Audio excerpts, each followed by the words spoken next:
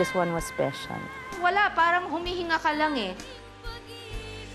So tayo na yun, medyo tahimik lang siya, ngingiti-ngiti lang kasi madami pa sila.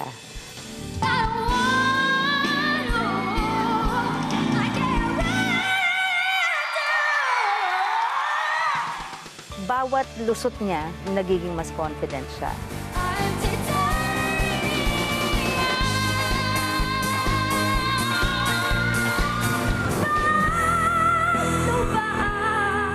I think yung mga experiences niya sa murang edad na yan, sa buhay niya, nakatulong sa pagkakaroon niya talaga ng puso.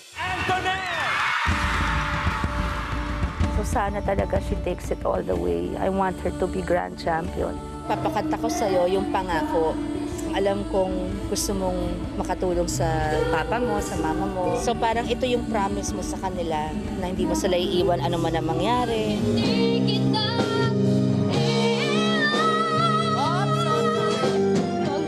Gagawin mo sa 3 minutong yan ang magde-decide kung anong buhay mo in the next 20 years.